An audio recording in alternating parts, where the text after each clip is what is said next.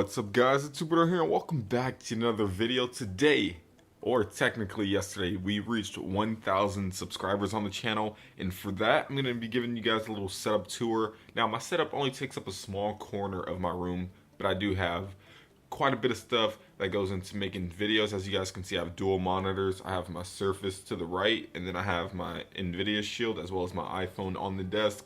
So this setup tour isn't just going to be me showing you guys everything in the setup. I'm going to go over all the programs I use. I'm going to show you guys how I actually edit my videos. I'm going to show you how I make my thumbnails. And I'm going to show you guys how I record, what I use to record, all my recording settings and all that. So when I get to that part in the video, I'll switch over to my desktop capture and show you guys how to do that. So for right now, I'm going to go ahead and show you guys everything I use in my setup. So let me go ahead and stand up. And I guess we can start from the PC and then work our way over to the left. So I know you guys are always very interested in custom built PCs. So this is my PC. It has an Intel i7 4600K or something like that. I can't think of it, or the 4700K. I think that's the processor. Has a GTX 1080 with 8 gigs of DDR5 RAM. And then it has 16 gigs of RAM of its own. I believe it's DDR4 RAM of the regular RAM. And then it is a water-cooled PC, as you guys can tell from the top. And then it has LED strips. And it has a 120 gig SSD as well as a 1 terabyte hard drive, not processor. So it is a pretty good PC, and as you guys can see, I am changing the flooring in my room. So you see the tile and then the wood. So I'm putting the wood over the tile. I just have to finish it. I'm too lazy to do it. But anyways, that is the PC. It is what controls everything in my room. Not everything in my room, but everything in the setup. So this is the beast, and this is why videos come out looking pretty decent. I should say it's all because of the PC. So now, above the PC, we do have the Razer Kraken Pros. This is what I use for, just gaming. It's a pretty decent headset for the price. Razer things are pretty expensive, but they are durable and they are reliable. So I really do recommend the Razer Krakens, but I might upgrade the headphones pretty soon. And then moving over, as you guys can see, the little mic stand. It's a newer mic stand. It was on Amazon for like $8, as well as this pop filter. It was on Amazon for like $8 as well. And then behind that, there is a microphone. It's the Audio-Technica AT2500, I believe. Really good sounding microphone if you guys like my audio. That's what happens. I don't add any effects to it. It's just the microphone itself. Now the keyboard, this is getting upgraded really soon. I think Christmas, my girlfriend wants to buy me the Razer Black Widow Chroma. So this won't be here after a while. But right now, this is just some little cheap keyboard I bought off Amazon. It came with the mouse as well, and it's a membrane keyboard. It's not a mechanical keyboard, so it doesn't sound as good. So when I get the Razer Black Widow Chroma, you guys will see an unboxing of that, and that will definitely change, as well as the mouse. I'm gonna get for me, I'm actually gonna buy myself the Razer Black Widow. The Razer Naga Chroma. I don't know what the hell they call that mouse, but you guys would know what I'm talking about. Now I do have water speakers behind. I don't use them too often. There's another one somewhere behind there. I don't use them too often, but they're there just to be there. I don't keep them on because they're annoying. And then I have 2 remotes for all of my LED strips, and this is just what I'm gonna use to get all this footage off this phone. So that's why that cord's there. But I do have 2 LED strip remotes. One's for my computer, and one is for the LED lights in my room. And now I have 2 monitors. One's a Dell, one's an HP. The HP is 1080p. The Dell is 1600 by 900 or something. It's some weird resolution, but they're both in the 16:9 ratio. So they can both, I can stream off either monitor without having to resize it. I don't know if that makes sense, but they're pretty good. I'm gonna upgrade both of them to 4K monitors because of the GTX 1080 can handle 4K. So I'm gonna go ahead and upgrade both of those pretty soon, and you guys will definitely be updated whenever I do that. So next, we have the NVIDIA Shield tablet. This was the most recent purchase for the setup. Honestly, every one of my Minecraft Pocket Edition videos, like legit Pocket Edition videos, are recorded on this thing now because it's such a beast. And then I do have my iPhone, which I used to record everything off of. Well, I used to record everything off of Reflector on my PC when I did use my iPhone. So Reflector is a very good thing to use. it's honestly probably one of the best things if you do have an unjailbroken iPhone, but it is a paid program, so you guys will have to pay for it. So yeah, so it's not the greatest because you have to pay for it, but it's still really good quality wise. Next up, we have the Surface Pro. Now this isn't a major part to my setup, but you know, it's one device that I do have, and I sometimes make thumbnails on this thing when I'm on the go. So the Surface Pro is a really good tablet or computer, both. It's literally both. See, it comes with a keyboard, but I don't use the keyboard too often for the Surface because I like the touchscreen. But it is a full built Windows 10 PC, but then you can also take away the keyboard and make it a tablet. So however you like to use it, you know, that's all up to you. So that's pretty much it. I forgot the webcam is a Logitech C920, if you guys can even see it. Focus, I don't know if you guys can really see it that much, but yeah, that is pretty much it. I don't think there's much else to the setup other than the router, I guess. If you guys want to see the router, then you can see all my cables and stuff, so I don't want to show you guys that much, but I do pay for the internet in the house, so I keep the router in my room because, you know, you need the beast internet speed. And I think that's pretty much it. As you guys can see here, I'm working on Sony Vegas right now. It's a pretty nice video. It's my Christmas montage I'm working on. So once I get into, you know, showing you guys how to edit, you'll see a little bit more of that. So let me go and switch over to my PC and I'll show you guys how I edit, record, make thumbnails, and upload everything. So I'll be right back. Alright guys, now that we are on the PC, I can show you guys everything on how I edit, upload, render, make thumbnails, and all that stuff. So I'm going to go ahead and show you guys a quick brief tour on everything I use on my PC. So to start off, what I use to record is mirrorless action, or mirrorless action, however in the world they pronounce it. But this is a crazy good screen recorder. It's like literally no lag. It doesn't take away any frames. It is a paid application though, so you do have to pay for it, or you can go with another thing called OBS. I'll show you guys OBS in a second, but I do use mirrorless action. So pretty much my video settings are here. I always use active screen capture. I never use game capture unless I'm on like Call of Duty or something, but I don't record Call of Duty too often. I haven't done it in a long time. So pretty much active screen capture. I make sure this is checked on the NVIDIA file format of MP4. There's 3 file formats. There's AVI, MP4, and then MP4 with your GPU, not your processor. So if you do have a really good GPU, make sure you select the one with the NVIDIA or AMD if you have an AMD graphics card. I keep trying to say processor. But next up, I do record at 720p because I only upload at 720p, so there's no reason for me to record at 1080p and then downscale it to 720p. It's pointless, so I keep it at 720p when I record, and then I do record at 60 frames per second on just about every video other than my Pocket Edition videos. So 60 frames per second. My microphone is not selected because I do use, as you guys can see now, I use Audacity to capture my audio.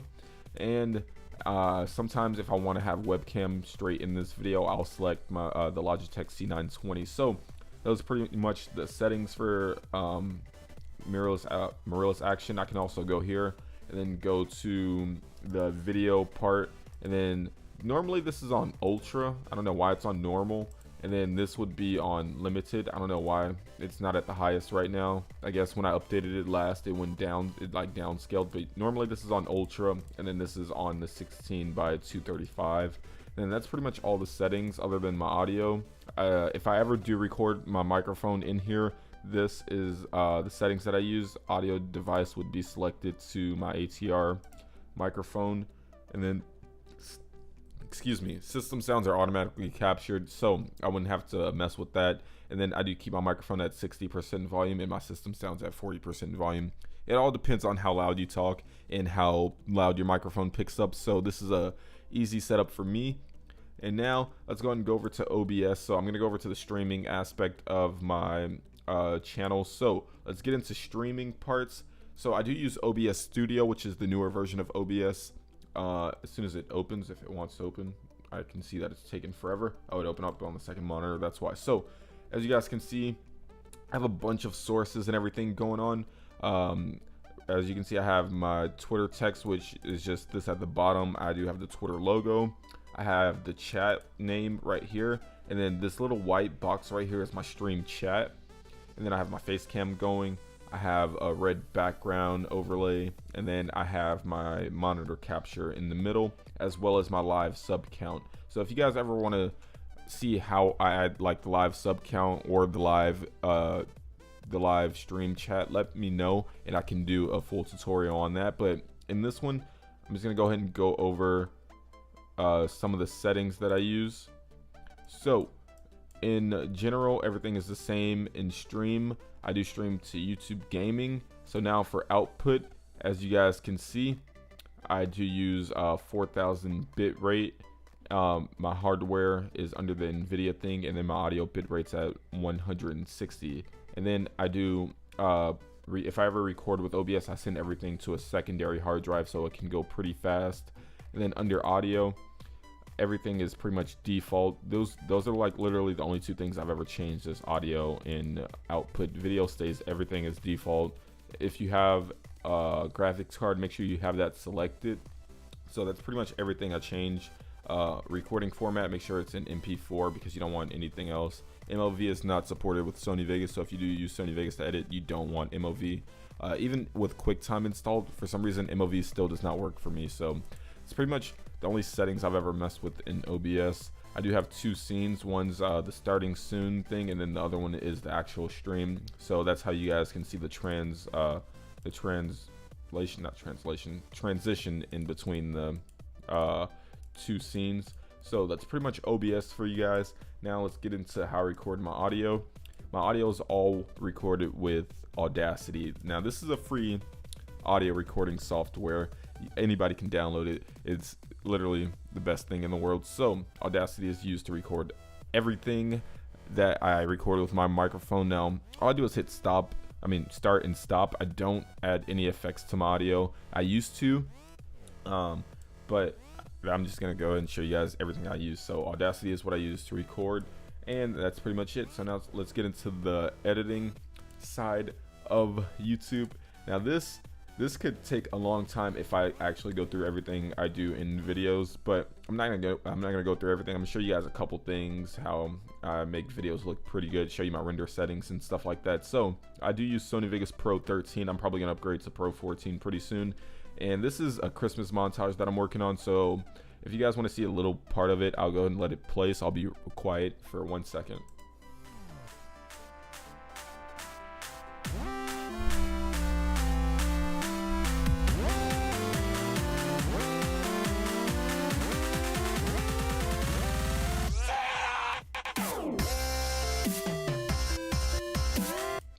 So it's probably not crazy smooth on the video playback because I am recording, but if I stop recording and play it, it'll run really smooth. But as you guys can see, the song is like literally 40 minutes. I'm gonna cut this way down to like maybe in 3 minutes, maybe whenever this part is. So it's like 2.5 minutes. That's when I'm gonna stop it, and then just fade out the rest of the audio. So I've been working on this montage for a little while. I do have a bunch of clips I need to continue adding, but for now, that's pretty much the Christmas montage. So if you guys don't know how to use Sony Vegas, all you pretty much do is add all your files into this part right here. It's usually over here, and it'll be called file form or file input or something weird like that. You guys will definitely be able to see what it looks like, but all you do is drag all your files in here to whatever you want to use, and then you drag them down to the timeline.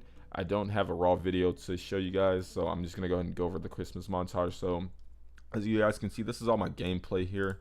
And then say this is my intro. This is just a little cinematic Minecraft thing. So say this is my intro. I will add this before every video, and then I go into my gameplay, and then my audio would normally be under the gameplay, and then the music at the bottom is just normal music. And then if I have commentary over the music, I normally would drag this bar all the way down to -37 decibels, so it doesn't sound too loud. You have to have your background music really low, or people will get so annoyed. Honestly, I've been through it all. So pretty much that's the gist of Sony Vegas. There's not much for me to show you unless you guys want a full separate tutorial on how to use Sony Vegas. Then I can definitely do that, but for this, I'm just gonna go ahead and show you guys how I do a couple things. So let me go to my render settings. So I use two different ones. One is the Sony AVC/MVC, and then the other one is main concept AVC/AAC. Now for the Sony AVC/MVC, I go to internet 1280 by 720 because I do 720p, and then all I do is change this to 60 frames per second. I do render with my CPU only, and then I go to project, change that to best. The bitrate on this is pretty good, 16 million bitrate. I think is like really good for YouTube. I used to go way higher. I used to do like 25 million, and that's crazy overkill for YouTube, especially since they downscale videos. So all I do is do that, and then I press OK, and then start rendering.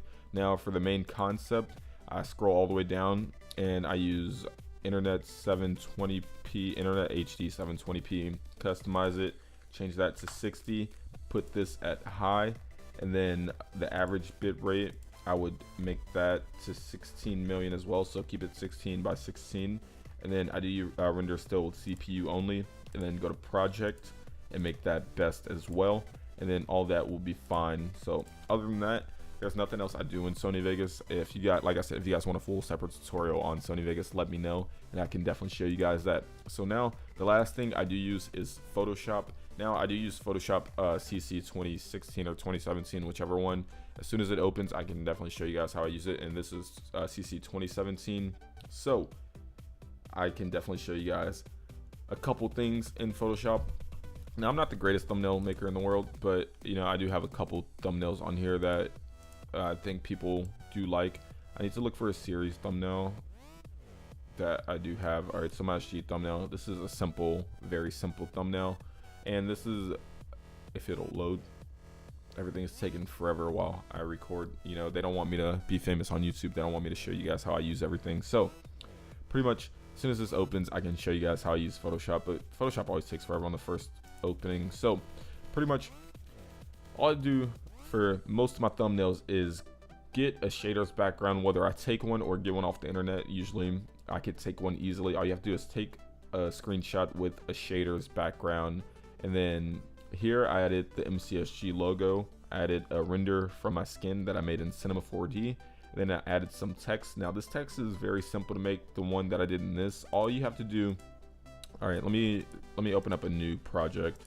I'll show you guys how to make that text. So if you have Photoshop for PC, you guys can definitely tell how easy this is. So I know you guys can't see the text. Let me just add a color overlay. Oh wait, let me add a background color overlay really fast so you guys can see. I'm gonna do, it doesn't really matter what color that is. So as you guys can see, all I did was type Hooper on my thing. So all I do is come here, add a drop shadow.